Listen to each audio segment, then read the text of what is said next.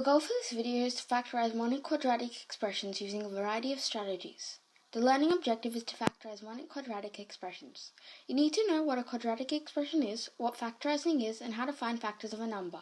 You need to understand that monoquadratic expressions can be factorized, and you should be able to factorize monoquadratic expressions. What is an expression? An expression is an algebraic statement which forms half of an equation. It cannot be solved unless values are substituted into it. To factorize an expression, we need to find the highest common factor from the terms in the expression. Factorizing.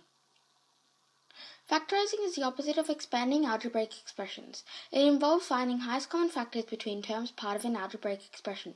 Factorizing can be done at different levels. In this video, we'll go through factorizing monoquadratic expressions. Monoquadratic expressions. Monoquadratic expressions are always in the form of x squared plus bx plus c. There's always a coefficient in front of the x squared. Factorizing monoquadratic expressions involves finding factors of the terms in the expression. Let's go through some example questions to get a better understanding of the topic. Question 1 says x squared minus 4x minus 32.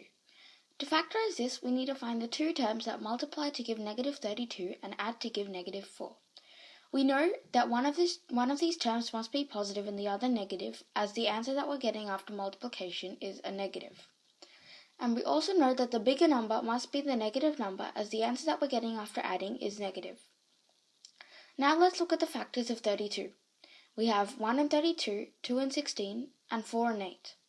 The answer is 4 and 8, as the difference between them is also 4, and therefore our answer is x minus 8 times x plus 4.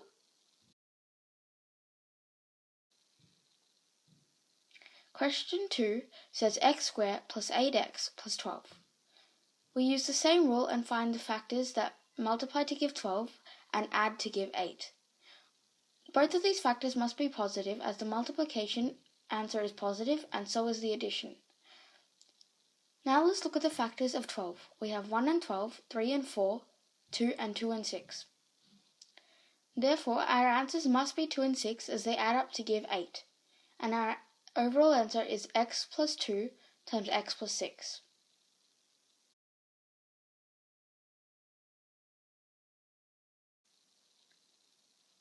The third question says x squared minus 11x plus 24. Once again, we use the same rule and we find the factors.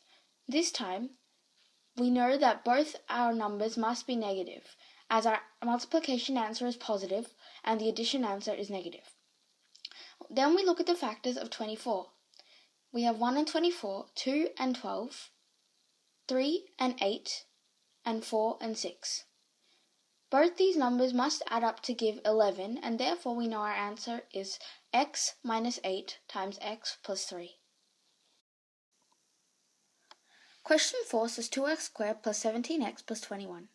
This is a slightly more complicated factorizing compared to the previous three questions. First of all, we need to multiply 2 by 21, which is 42, and we need to split the 17 into two numbers that multiply to give that 42. Therefore, we get 2x squared plus 3x plus 14x plus 21. 3 times 14 will give us 42.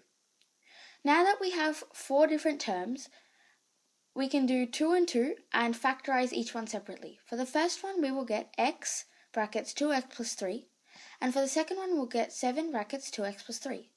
You can see that we have two 2x plus 3's in here, and therefore we can group them together and put the x and then the plus 7 into another bracket, and therefore we get 2x plus 3 times x plus 7. Make sure to complete more questions and worksheets based on this goal to get a better understanding of the topic.